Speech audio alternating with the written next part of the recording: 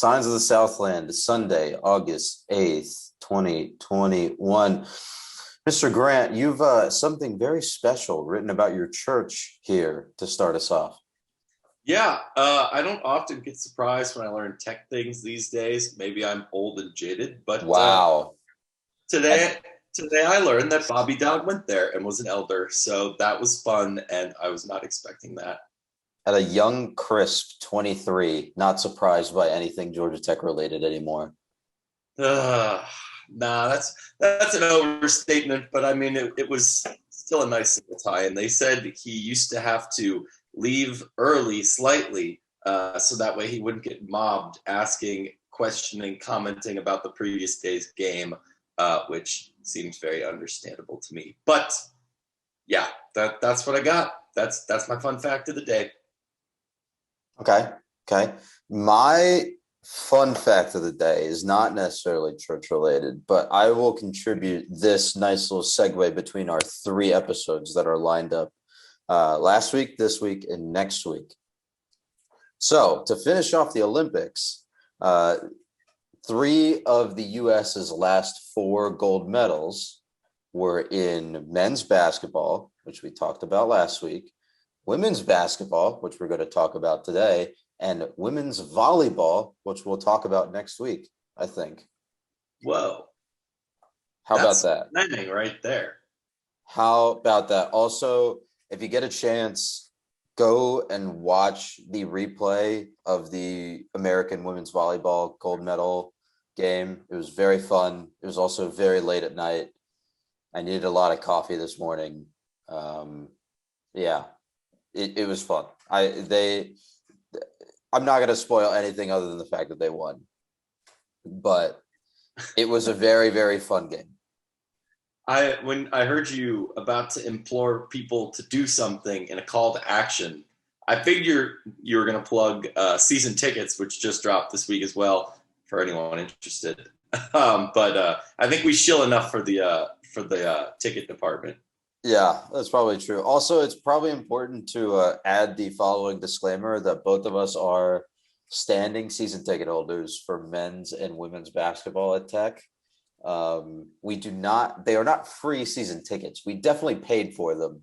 So we're not shilling for the athletic association any more than we're advertising by doing these previews. If anything, we have literally no benefits from doing this podcast other than Personal pride. our own voices. So believe me, I don't like listening to my own voice. I never listen to this when I edit it. So it's all about slapping the intro and the outro on and uploading it. Well, I mean, there's no edits to make because we never make any mistakes. And with that, let's talk about men's basketball. High fidelity editing. It's women's basketball. I'm not editing it. Every podcast is someone's first, Mr. Grant. Tell me about what women's basketball is. To quote a wise man, and I believe you wrote this, it's orange ball, orange hoop, in the simplest, why use many words when few words do trick. Thanks, Kevin.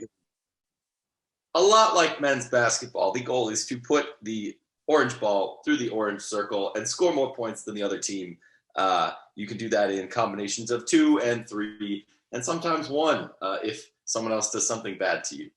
How's that? Fine. I think it's also important to note that if I remember correctly, the 3-point line is still different from the men's game. And then the hoop height is also different from the men's game. I think the hoop height for the women's game is at 8 feet, while the men's is still at 10. And then on the women's side for the 3-point line, I think the college men's game now uses the NBA 3-point line, while the women are still a bit out from that. Although that may have changed recently. The hoop's 10 feet for the men and the women, as well as FIBA, as well as NBA. That one's pretty standard. But that might be a WNBA to NBA difference then that I'm thinking of. Nope, it's WNBA as well. Okay, well, maybe They keep tinkering with the lines, though, so you're not off on that. It's hard to keep track of where the paint is moving around. But, the less they do that, the less we have to tear up our court. So Oh, let me tell you, there was that. If you remember that one season where the Dream were playing at Tech during the spring, and if you ever watched a Dream game, the hardwood was awful to look at. It was because they overlaid some of the Dreams graphics or their their hardwood stickers on the court, and none of it matched. And you also had the WNBA 3-point line and the college, like the women's college 3-point line, and then the men's college 3-point line all on the same court. It was awful. It was just an abomination to look at. The Dream were good that season though. So Yeah, they were in the playoffs one of the years they were there. But also, I think we alluded to volleyball not playing playoff games at McCamish anymore. But imagine if they had that in the middle too, because there are a fair amount of schools that play with volleyball lines on the basketball court. I have a headache. Remembering back to South Dakota, I think we played a game there, and they had their lines like painted down on the court. I will say as a soccer connoisseur of a certain sort, I like it when sports have their own single purpose facilities. Volleyball especially deserves its own single purpose facility because hold season tickets at Mercedes-Benz Stadium, a noted sports stadium these days. It soccer shouldn't be played on turf. That's all I'm going to say. It should be played on grass. Fair enough. We need to move on. We need to talk about basketball. I'm going to keep the baseball dirt on gridirons in my back pocket, and we can talk about other notables before we move on to the championship structure. If you guys want the nitty gritty on the history of McCamish, I think we did 15 minutes on that. We did well over 15 minutes. Don't sell us short. Well over 15 minutes on just. The important thing to note here, though, is it was opened in the 50s as a replacement for Heisman Gym, which then went on to live a long and illustrious life as the home of other stuff before getting razed. It was Alexander's White Whale. It was renovated in 2011, 2012, and renamed after Hank McCamish. They still play there, and they also have a lot of other random institute stuff like Capstone and things like that, and career fairs. So moving on, Akshay, championship structure. Actually, before we head on the championship structure, one thing that we didn't note last week is that the practice facilities for both the men's and women's basketball teams are at Zelnak basketball facility, which is right next door to McCamish. It's a nice facility. I think the women's team recently got their locker room and meeting space and all that stuff renovated within the last year. Yep. I think the men's renovation is scheduled for the next couple of years, so that's also coming. But yeah, it's a nice little facility. Kobe Bryant practiced there once. That's all I got. I've never actually been back there. I've been in most of the athletic facilities. I don't think Zelnak is open to the public, but it was used. I entered through there for graduation. When I graduated, when graduation wasn't in Bobby Dodd Stadium. I didn't mind the Bobby Dodd Stadium move. It was a little empty with how big it was, but it was hot. Yes, it was very hot. But oh well. In terms of other stuff, championship structure, very similar to men, but without the money-making ploy of 4 extra first-round games. Why those exist for the men and not the women, I don't know. The cynicism says money and sexism, which is probably a reasonable answer, unless you got something else. I don't really have a better answer than that. It's definitely a NCAA kind of doesn't value its product kind of deal. I think this is an important place to bring up the NCAA gender equality and basketball report that was done and released last week, I think, which noted that the women's basketball tournament is drastically undervalued. So we talked about media rights a couple weeks ago, but one of the things that is weird about the way that the NCAA does its postseason structure when it comes to media rights is that the men's basketball tournament, the one that really makes the chimichangas, is bid on and sold separately from the rest of the other like 34 Division One championships. So the men's basketball tournament, that obviously goes to Turner, CBS, Viacom, like owns all of that. They produce all of that and put that on True TV, TNT, CBS, and TBS. So that's the men's tournament. But ESPN bought the rights to every other NCAA Division One championship, including the women's basketball tournament. This is fine at a certain level, but you have to realize, because it's fine in terms of centralizing them, but you can also there's a whole argument about media centralization and monopsony that we don't need to go into. But the problem here that the report found, and I think both of us agree with, is that because the women's basketball tournament rights are being bundled they're not being properly valued. ESPN is paying some like absurdly cheap fee for the rights to the other 34 championships. Whereas I think the number that the gender equity report quoted for the women's basketball tournament alone was something north of $100 million. So, and I think ESPN is paying well below $100 million for the lot. So yeah, and that's just for the women's basketball. And this is where it's a slippery slope from there in terms of prices. Oh, for sure. And yeah, sure, softball and to a lesser extent baseball, but definitely softball coverage has been pretty outstanding for the most part. But again, undervalued if that's being lumped into women's basketball. I don't think swimming was even on any of the main over-the-air networks, even though swimming was only on streaming. Yeah, because it's been on ESPNU or ESPN2 most of the last few years, men's and women's. And it's a shame. Like women's basketball, again, we'll dive more into this as we get into it, but it's quite a compelling product. And frankly, a lot of this stuff are like you don't hear enough about. Yeah, it's a shame. It's or field hockey or whatever, but especially at Tech now with this team on the upswing, we want to watch and consume product. Jokes aside, it's a really compelling sport product. It has its issues with parity, but at the same time, I think a lot of the traditional powers have started to decline. It's a very interesting product. I encourage people to watch it. I would go ahead and read the NCAA report, the gender equity report. It's a very interesting report.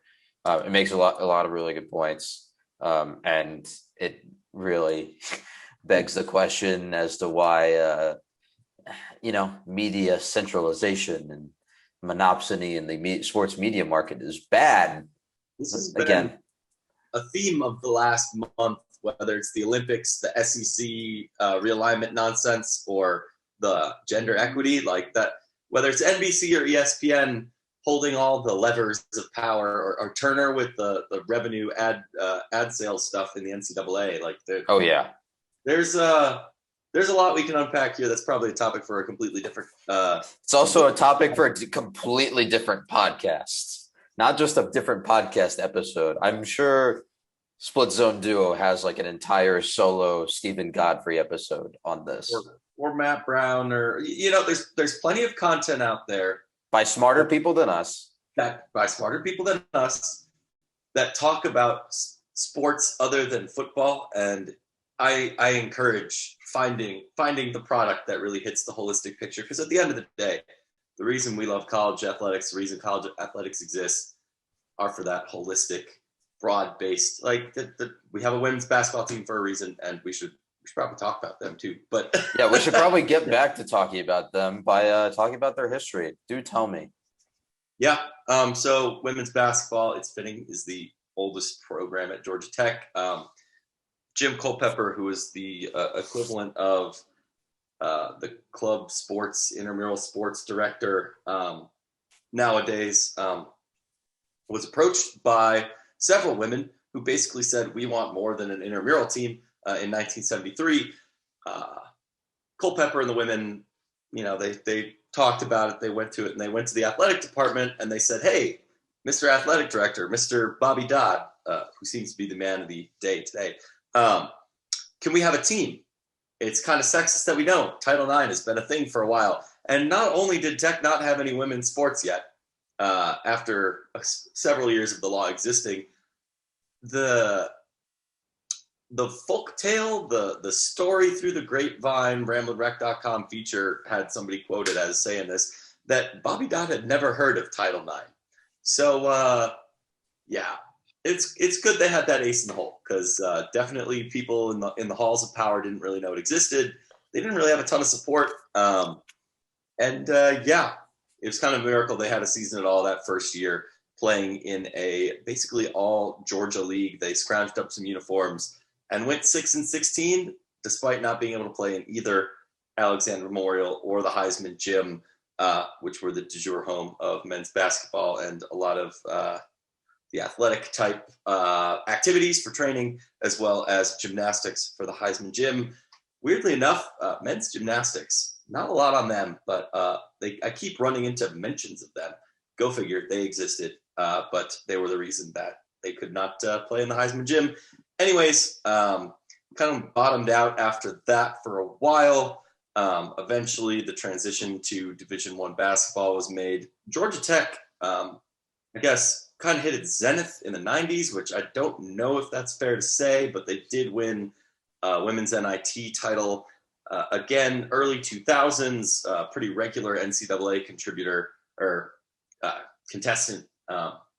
And then a little bit of a doldrums after that, even though it seemed like they were basically on the cusp or projected as a bubble team most of the last, decade or half decade since they made it in 2014, came close in 2018, 2019, 2020. They probably would have been in before, COVID. And the last few years under Nell Fortner, we can definitely dive more into that. But really only the sixth true head coach Georgia Tech has had, with some pretty long tenures in there. So yeah, I don't know. They don't have any ACC titles. They don't have NCAA titles. But in terms of finishes, a couple Sweet 16s, including last year.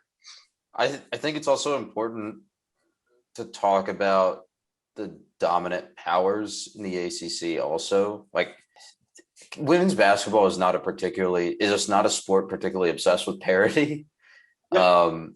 It never has been. It's definitely been something that some schools have invested in drastically more than others. I think Tech is a pretty admirable level of investment in the program, but it's I think the best way that we can sort of juxtapose where Tech is at in terms of the national landscape is that 2012 NCAA tournament run, where they made it, I think, to the Sweet 16 and then ran into Baylor. Brittany Griner led Baylor. Yeah. That'll do it to you. So that's been a factor as well, both at the conference and the conference and the national level. That's been some of the factors, not necessarily inhibiting growth, but that's the context that Tech women's basketball lives in. Yeah, I think that's pretty important to dive into. I almost said but NC State this year, not a historic power. Well, actually, they've won or they've made the tournament 29 times since 1978. Have sextet. Yes, 6 conference championships, including the last 2. So I guess somewhat of a rebounding power. Obviously, the addition of Louisville to the conference, big upgrade there. The addition of Notre Dame, that's a traditional power. Maryland, before they left, was pretty consistent. Adding Syracuse, who's been pretty consistent. It's been, more of a conversation to get into the top 5 or 6 in the conference the last 8-ish years than just to finish that higher record has been. And if you look at when Tech sort of trailed off, they made that last tournament. That was 2014, right? That was a year in after realignment, and I think a year before Notre Dame made the jump over to the ACC. Yep. for all of its non-revenue sports. So if you're saying that the ACC is on average like a 5 or 6 bid league, and Tech is that 6 or 7 slot in the conference, it kind of informs why Tech has had so much trouble in the intervening 6 or 7 years to make that jump into the tournament field. Yeah, for sure. And I pulled up the table of titles for the ACC. Maryland at the top, North Carolina with almost 10. You got Duke, NC State, and then Notre Dame, Virginia a while back. But Notre Dame, Louisville, NC State, Florida State's been a really solid team, runner-up a couple times recently. Again, we can talk about the state of the conference as a whole for what it looks like next year, but just the past perspective has been really not easy for say a school that hasn't, I guess, explicitly invested in women's basketball becoming a power. So, talking about the usual schedule for the team, it's a 16-game ACC schedule. The rest of it is non-conference games. There's usually the one Athens game. Sometimes there's a tournament. I don't think there was one last year, but I think the year before it might have been a Maui tournament, or that might have been the men. Cancun, I think. Cancun, Bahamas, I've seen recently. Bahamas was the 2019 one, I think. There was one in like West Palm Beach or something like that. Usually they get somewhere sunny. Yeah, usually they have somewhere, because it's during the winter, so they just basically go on a nice snowbirdy vacation. This year's big note is that the non-con includes a visit from UConn. That is on December 9th, I think, either December 9th or December 2nd. I don't have the date in front of me. And that's a home game. And I think it ends up being a home and home. But I didn't see a return date in the original announcement. And then the ACC Big Ten Challenge is back for 2021, and that would be at Purdue this year. So it's, I think the way that we've historically criticized the men's scheduling, because historically it has been not as strong as it could be. I think 2020, 2021, they had a pretty strong schedule at the onset, but that ended up being a bit of a, I don't know, like a, not false flag, but just a false positive kind of deal, facade, if you will, especially as Kentucky slipped late in the year. And some of the other teams that we've played just had really bad seasons. But on the women's side, I think the scheduling is typically pretty consistent. It's usually, I mean, this is an exceptional year. I think adding UConn really bumps up the strength of the schedule here. Obviously, we don't even really know what the rest of the schedule is yet. At least I haven't seen anything released. Well, I mean, we're going to talk about the rest of the conference in a bit, and also even if you just look at the what you know of the schedule, we're going to talk about the conference in a bit. Sure. We're going to talk about the conference in a bit, like I've now said 3 times. Athens was a really good program in the tournament last year, for better or for worse. I don't really like admitting that. UConn is obviously on there, and then you're getting Purdue, which you can take that for what it is. I think you would be able to speak more about Purdue than I would, but playing a Big Ten team is still going to be some level of challenge. So it's compelling. It's not a year in which you're playing, Little Brothers of the Poor or something like that, right? Yeah. So I think it should be a really challenging. Sounds bad, but it's a good thing, right? You need a high strength of schedule in order to get yourself in that conversation, in the RPI and net conversation. Oh yeah, and even then, last year we had a relatively strong schedule. Our RPI stayed pretty high most of the year. I know it was a little bit different with net.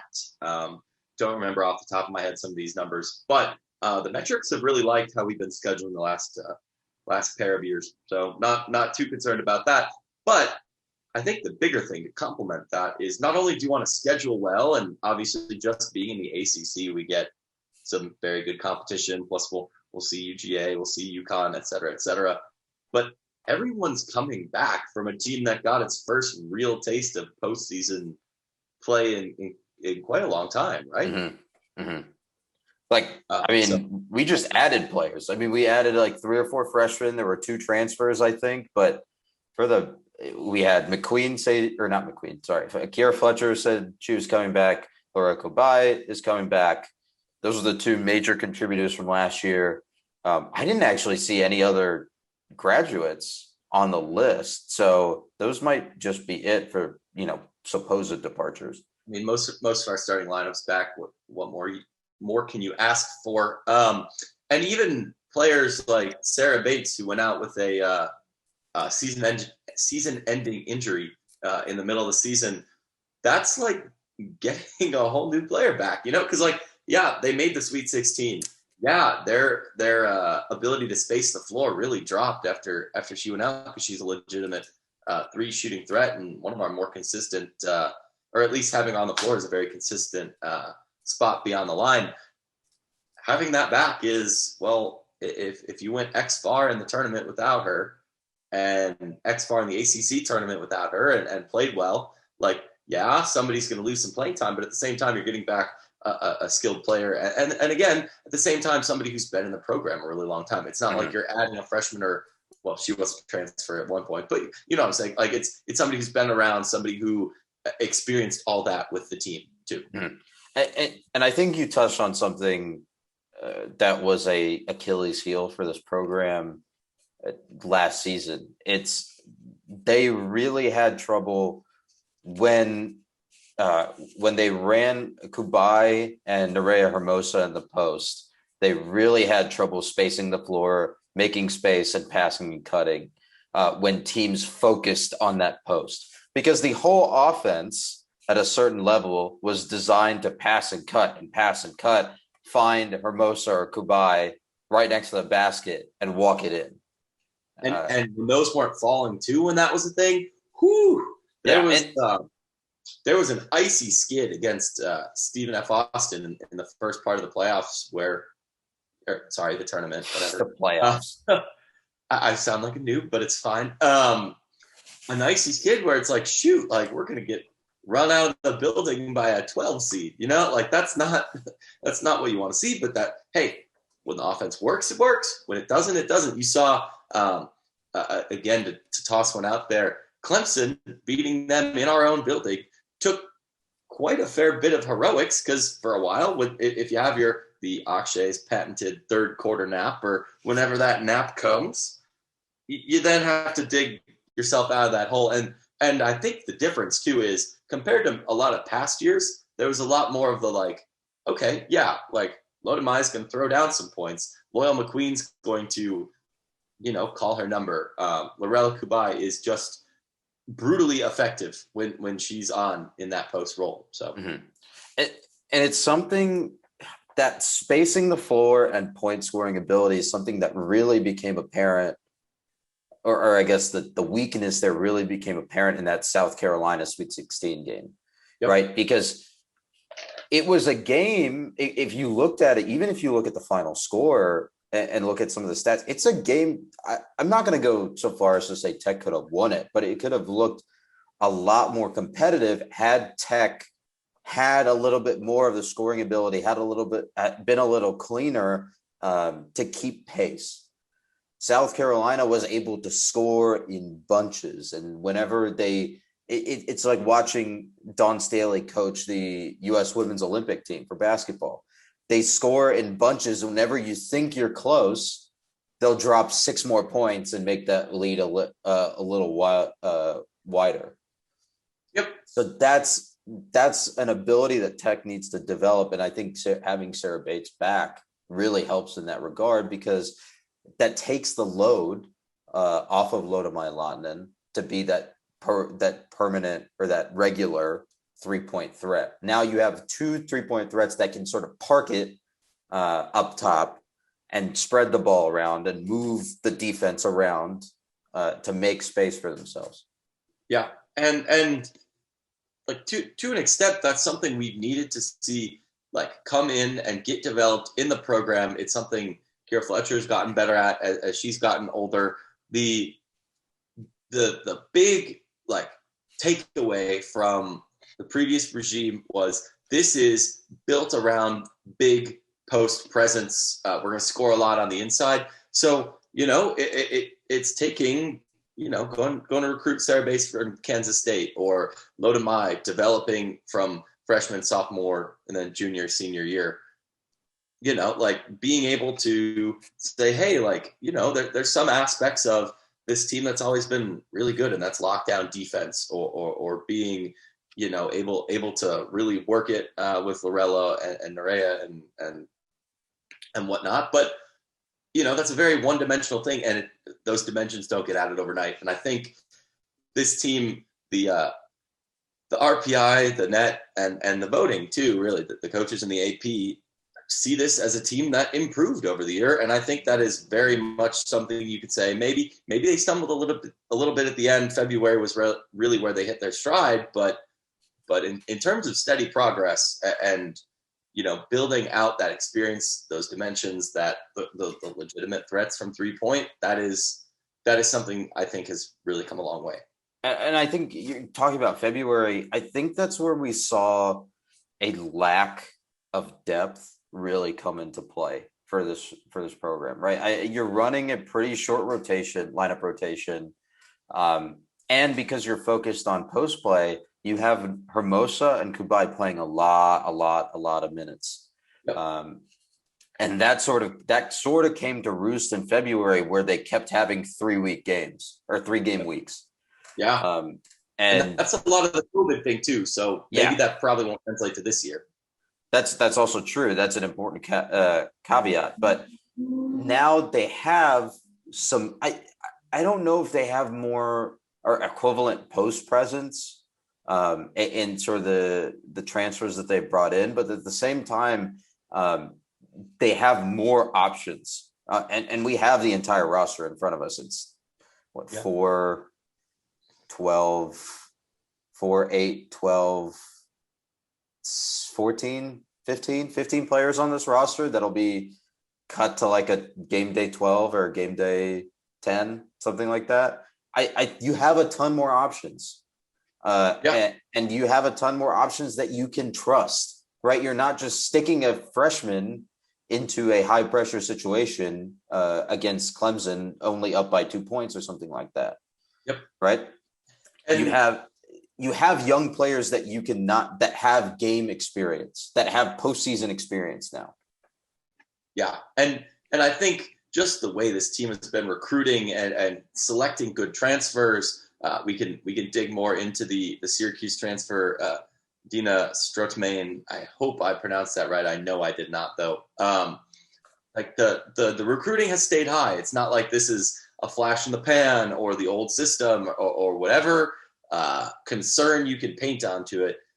Again, it sounds weird how much of the same thoughts I think we can kind of divine from the men's and the women's programs, but like the get old, stay old, the recruit well, but also work the portal.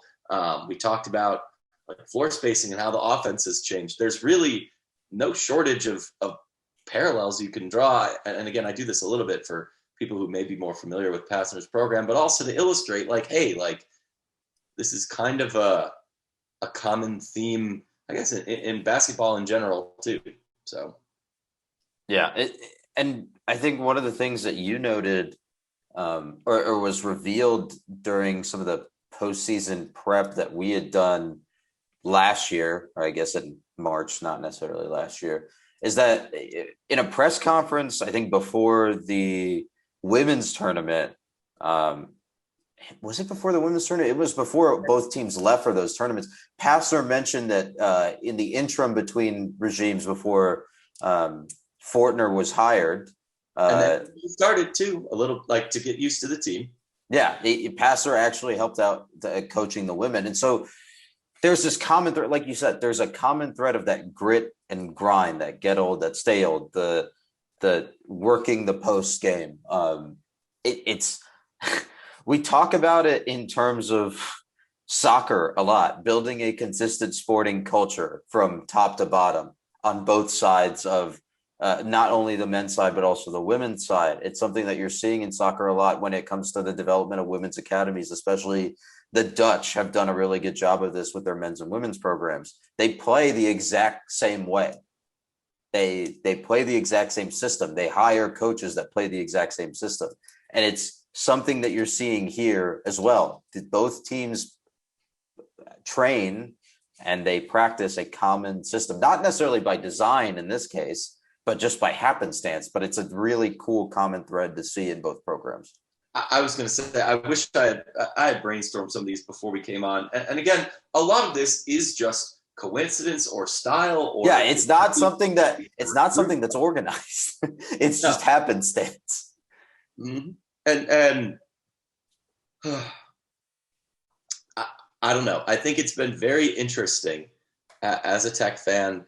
I think you could say the same thing for probably volleyball too, where it's the women's basketball, men's basketball, volleyball. You get that confidence, that seniority, and honestly, the name recognition where, hey, that guy or that gal coming off the bench, oh, like, yeah, I know that. They're a contributor. You can expand that lineup. And that's actually the thing that you said that made me think of it, was playing that short rotation. When you're allowed to, or not allowed to, when you have the confidence to have that longer rotation, having, hey, maybe Lorella Kabai doesn't need to play 40 minutes because now we have Nerea Hermosa, who's effective there. You can trust Loyal McQueen or Kiara Fletcher or Lodamai. Maybe not. They're all your go-to, because that almost certainly be Kiara Fletcher in almost every situation. But there's reasonable alternatives, and yeah, a lot of those names are probably on that short rotation too. But having transfers and freshmen that can come in and take minutes and get better, it's a rising tide lifts all ships moment, right? It's one injury is not going to sink this team, and it didn't last year, right? Sarah Bates, even though the structure and the composition of the team and the offense and even the defense changed, they were still able to go to the Sweet 16.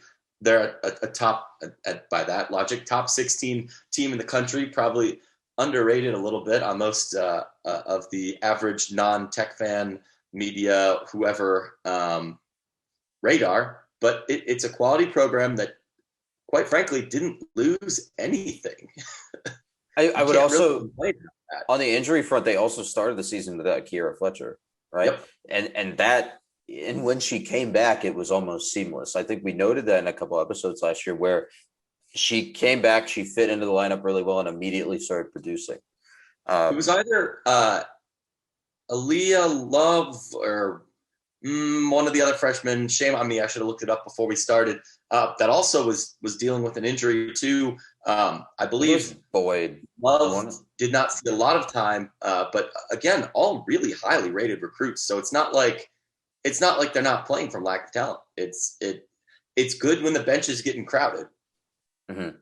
And we say that 2 years after losing one of the best players in the history of the program to graduation, and two very, very good freshmen to the transfer portal. So the fact that it's not an embarrassment of riches per se, but the cupboard is not empty and it's getting more full as we go. Mm-hmm. It's just it's a bucket that you're just filling with water, and it's overflowing, but you're still filling it with water. Yeah. I don't know. Podcasting is a visual medium. You have to imagine that in your mind. The question is, do we adjust our expectations? What are the new ones? How did we feel going into last year? I think that's a good place to start, where we talk about how we feel going into this year. So I think last year, the way that we were feeling is this is a tournament team, because we saw it in 2020 that they had the ability to make the tournament. And then we saw it in 2019, where like 3 or 4 weeks before the end of the season, they were on the cusp of making the tournament. I think now the tournament is the expectation. Getting into the field of 64 is the expectation. I think as an addendum to that, improving their ACC tournament finish, that's another thing that I would note. Actually making it to the final would be another thing that I would put on that list. And then the Sweet 16 is the cherry on top. I think making it to the Sweet 16 again is something that we can hope for. It's not a stretch goal per se, but it's like if we did this, then it was a really good season again. I think if you string a couple of those together, then you're looking at you made the Sweet 16. The sport isn't necessarily all about parity, but can you, one any given Sunday your way into the Elite Eight and so on and so forth. But making the Sweet 16 repeatedly isn't necessarily in women's basketball, given those concerns about parity, isn't necessarily a bad existence.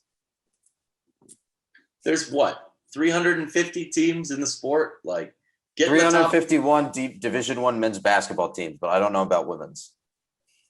So basically, you're saying that you're in the top 0.5%, and granted, did you do that math? Is that why you took a pause to do that math right there?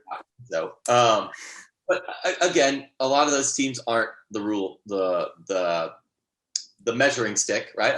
That pool basically shrinks to the Big East, the Power Five. But at the same time, it's a very good finish. And one thing I will say right now is the expectation or the narrative that we say of everyone coming back. We need to prepare for that will not be the case next year. Mm-hmm. This is Lorella Kubai's 5th year. This is Kara Fletcher's 5th year. So it's time to use that to make another great run. If Louisville and NC State are the 1A and 1B of this conference, I think Tech has a very legitimate shot of being that, I guess, number 2, but actually number 3 kind of team. And you could also say, you can also make a pretty compelling argument that Louisville and NC State have taken steps back because of the amount of talent that they lost to the draft. Mm-hmm. I agree. I wouldn't go so far as to say that the ACC is wide open. Like, don't get me wrong. I would say that there is a weakening at the top 2. You're going to see more volatility in those top 2 spaces, and you can roll your dice on an any given Sunday kind of deal against those 2 teams. I think that's completely feasible, more than it was in 2020. But Tech slid into that 3 spot in 2020, and I want to see them stay there. That is my expectation for an ACC finish. That, like, finishing in that 3 spot probably puts you into the tournament with a decent seed. Really, for me, it's all across the board. It's seeding and tournament finishes. Like, where do they lose their last game, right? They came real close to making the ACC championship this year. They only lost to NC by 5, and that's a team that, and granted, 2 years is a long time ago now, but 2020 spring, we did knock them off. So again, any given Sunday, that there's that level of talent that I think you can say is there.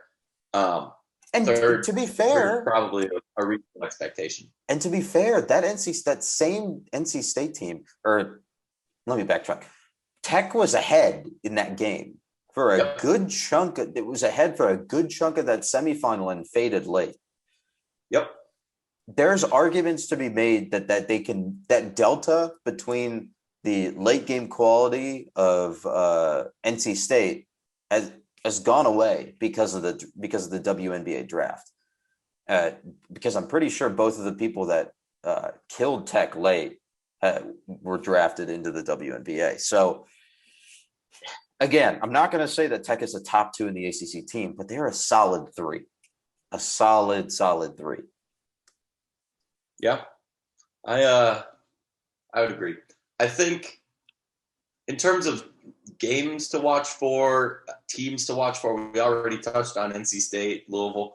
I think you can't state enough that UConn early season test. Granted, UConn, who really, really, really knows how much that regular season does translate to the postseason, but if they're looking good in that game, I think you can say that the expectation for the ACC season can be set based off of how that fares. If they cover the spread, cover the spread in that game, I think our hype meters go a little wacko here. Yeah. And if you guys are interested out there, tickets are very reasonable for singles. So go watch. If you're going to go to one tech sporting If you're going to event, go to one game, there's 8,600 seats in McCamish Pavilion. Make They sure should be not all full. of them are UConn. Yeah. But no. In terms of, granted, we don't know any of the spring schedules. We don't know the swimming schedule other than we're hosting championships. We know football. We know volleyball now. We know men's basketball, and we don't even know all women's basketball. But I think it's pretty safe to say that that is the game to circle on the calendar, at least before the end of the calendar year. So for any sport. All right, I think that leads nicely into talking about the conference as a whole. I think we did a good job of talking about Louisville and NC State, but I want to do the same rapid fire thing that we did last week with the rest of the teams in this conference. Are you ready? They're even listed in the same order too. Well, yeah, you just copy the doc from last week. And anyway, not important. Are you ready? Yeah, let's go. All right. I'm not timing this, but we're going rapid fire. Duke University Blue Devils. Tell me about them. Much like there was interesting press around their men's team for folding in the non-con slate, the Duke women's team, due to COVID and other concerns, basically suspended their season, I think is the reasonable way to put that, in the middle of last year. So I think it's a little bit hard to judge where they're at. Their coaching talent is very good. Their team is pretty consistent from what it was, but how that faces against 21-22 Georgia Tech, I think is a little bit harder to delve into without having, 2 years of data in between that. So North Carolina. They're middle of the pack. They're always fringy bubble, even top 25 sometimes. I believe last year their highest poll finish was, they received votes. Yeah, fringy top 25, fringy bubble team. Tech always has trouble with them. Those games go deep. I think that's a reasonable place for them to expect to stay. Clemson. They're on the ups. They've been absolutely awful for a really long time. We usually play them twice. Last year, we caught them a third time in the ACC tournament. That was a close game. It went down the wire to beat them in our own building. They're not the, laugher type of game that it's been in the past. They have a lot of young talent. I think their coaching staff has done a turnaround job there. Probably more dangerous than usual. I don't see this as their breakthrough year yet, though. Florida State. Well, they get their head coach back, so that's important. They were riding the wave, middle of the last decade. I don't know if it's necessarily reasonable for them to expect to be, top 2, 3, 4 like they have been. But again, this middle of the ACC, Tech can move up, so can a lot of teams. Florida State's one of them. Virginia also suspended their 2021 season, so we'll move on to Syracuse. I had some not nice words to describe their current situation in our document, so I'll just mince those and say they're basically not a basketball program right now. No. That's accurate. They all 11 scholarship athletes transferred out, including one who's now on our team. So, woo. Coaches in hot water. They've been, again, towards the top of the ACC for a long time. They were in most polls for the first 2 months of the year last year before kind of folding towards the end. I don't know. I think Syracuse, if they're not at the bottom of the pile, some other team has gone horribly wrong. That coach is out. Hillsman is out. He either got fired or resigned last week. I'm not sure which one. And we are not going to joke about that situation because this no program has been in muddy waters all too recently, and that's not an acceptable fun place to be. So it's not a funny allegations. We're talking some not so fun stuff at all. We talked about Louisville and North Carolina State. Tell me about Notre Dame. Notre Dame, uncharacteristically not elite last year. I think that was helpful for our window. I think they're too good historically. They have too much of a name, too much of a presence to be down bad forever. Ooh, using millennial terms.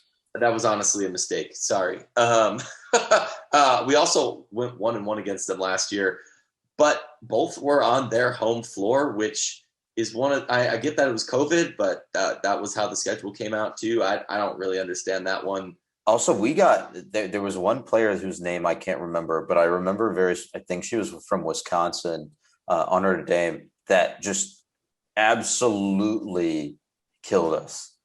Like she was shooting the lights out of the arena both games, and the first one was very close. Tech was able to pull away late, but the second one was a battle from whistle to whistle, and she was just really good. Yeah, credit to her. I think they just barely made the tournament, or they just barely missed the tournament last year. Yeah, they were ranked to open the season, but then fell off. I think they had the Notre Dame bump to start the season, quite honestly. Kind of the reverse of the Georgia Tech anti-bump by media polls, but bump up and bump down. Yeah, exactly. What else we got? Tell me about VT, Miami, and Pitt, which I imagine you'll have the same thoughts on. Virginia Tech was honestly not terribly different of a perceived situation to us last year, at least by the media. Another team that we narrowly beat, honestly. We had a lot of 2, 3, 4 point wins. But I think they're not all that scary. They were fringy, bubbly type team last year.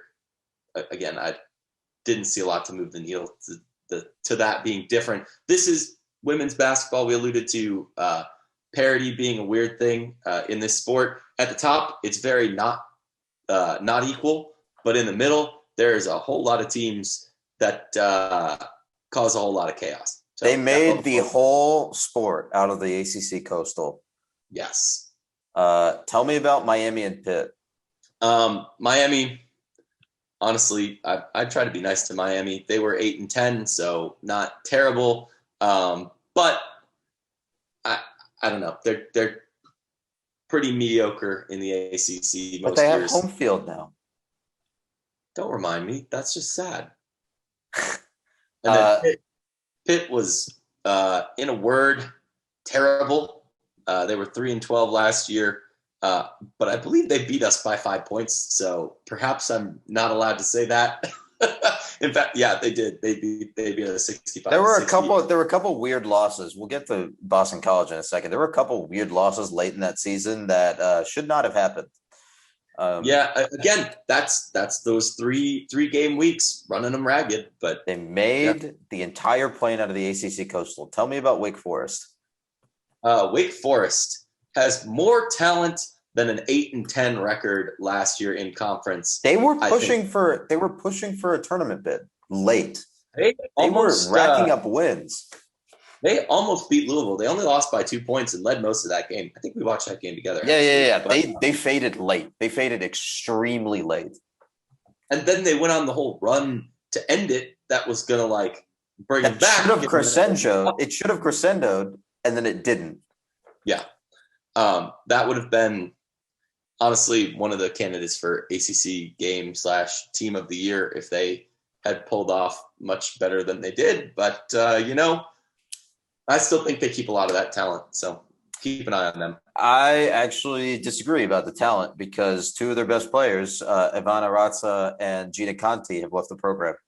So is out. Conti, I thought Conti grad transferred. She's also not listed on the roster online. So both of them are out. Well, maybe got drafted, man. Maybe. Yeah, Ratza got drafted. I didn't see which team she went to, but she definitely got drafted. And then rounding out the bottom here, Boston College. We beat the brakes off of them early in the year, 86-68. It was one of our most effective scoring outputs of the entire recent memory, honestly. Georgia Tech scoring 86 is pretty unusual. But on the flip side, in the next game, we only scored 43 points, exactly half as much. And it was terrible. It was on the road at the end of the year, but it was awful. the 3-game weeks were just schedule congestion plus lack of rotation equals very poor fading performances towards the end of the year. Obviously, we all know how the rest of the season worked out, but I think both of us are in agreement that Boston College is not a very good women's basketball program. Yeah, I think. Well, I mean, honestly, if Georgia Tech, granted, ifs and buts, candy and nuts, we'd all have a Merry Christmas. We won several close games that were probably closer than our talent level required them to be, if that makes sense. But at the same time, the Boston College loss, the Pittsburgh loss, I think that means that a lot of those close things kind of came out in the wash. Like that is life. That is, you win a couple that are on the edge, and it all evens out. So it all evens out. That is the end of our women's basketball preview, I think, unless you have something else to add. Oh, that's it. I said all my words. He did say all his words, but only the ones about women's basketball. I hear you have other updates to give us. Yes, there is one last bit that was just so bizarre from yesterday that I feel the need to turn it into a podcast segment, and it is called Jake Untitled Aviation Nerd segment of the podcast. Sponsored by no sponsor, but preferably one that's aviation related. Yeah, no sponsor acquired yet. And on today's edition of How Aviation is Intersecting with Our College Sports, we have weird college football flights. And no, we are not talking about the, chartered Delta Georgia Tech flies to Clemson or wherever. Actually, they probably take buses. Honestly, I don't know. I should ask. Tennessee finds its new head coach on FlightAware kind of deal. And I fire up DO or the OAG or something like that. Anyways, for those of you looking to travel to away games, obviously we are blessed to be located at one of the busiest airports on the face of the earth. Second busiest officially now, because I think Charles de Gaulle is first. I thought Guangzhou, but I don't know. Anyways, Delta flies at literally 1,000 flights to basically anywhere. But in case that wasn't enough, you can also now take United to the Clemson game, because for some reason they filed 2 round trips from Atlanta to Greenville Spartanburg International Airport at 8 a.m. Saturday and Sunday, the weekend of that game. 8 a.m. being departure from Atlanta and Greenville. I don't know where the plane's coming from on the Atlanta end, but it is an extra turn from Houston, rotating through Greenville. For all those people that just need to get from Greenville to Atlanta Saturday morning that day. And then the other one is Atlanta to South Bend. That one makes a little more sense. Delta is currently charging a lot for that, so maybe they'll make some money. It's out Friday night, back Sunday morning. Couldn't tell where the plane's coming from on that, though. And you can ride a nice little lawn dart, a.k.a. the Embraer 145, up to South Bend. Of that makes sense? It did make sense. I did look up the prices yesterday. Let's see if I can find them again. I'm stalling. $319 for the South Bend round. Yeah, so I think the United South Bend trip was $319. The same flight plan on Delta was around $400. I didn't look at the Greenville ones because why would you fly to Greenville Spartanburg from Atlanta when it's a 2-hour drive? And then you have to rent a car or do something to get. Yeah, because it's like an hour. Yeah, it's like an hour from Greenville to Clemson, isn't it? It's not don't fly. Don't fly that. Unless you're flying in from like California, don't do that. But again, why would you be flying United over Atlanta? Again, why are we unpacking this? If you guys like this stuff, I could go on for another hour on this. Let us know. We won't actually do that because that would be dangerous. But it's definitely interesting. The Notre Dame one makes sense. The Clemson one, maybe somebody else has other info, but definitely makes absolutely no sense. But but yeah, this is the world we live in, where they got to find the revenue somewhere. Also, I guess planes don't do as much on Saturday because we've seen them even before the pandemic, but even more so now in the last 2 years. So go figure. Woo. All right. Anything else before we log off? No, it's kind of cool seeing us get a little of these weird attention like this, and to be able to talk about a very interesting women's basketball program. And then we got the volleyball schedule, which we'll probably spend an hour talking about that. God, I am so excited about that next week. I cannot describe how excited that schedule release made me for this volleyball season. Yeah, that's all I got. That's all the excitement that you get. You get a nice little immediate crest right there. So yeah, tune back in next week. Let us know if you like the format, considering it happened 2 weeks in a row. The segments, if you have other segments that you'd like to hear us talk about, let us know about that too. But with that, from the Rumble Seat at gmail.com is where you can find both of us. From the Rumble Seat is FTRS blog on Twitter. I am Jake Grant 98, and you are. I have a Twitter account, but I'm not gonna show for it. All right. Well, fair enough. If you're so inclined, you can go find it, but I'm not gonna say it. Anyway, see everyone next week.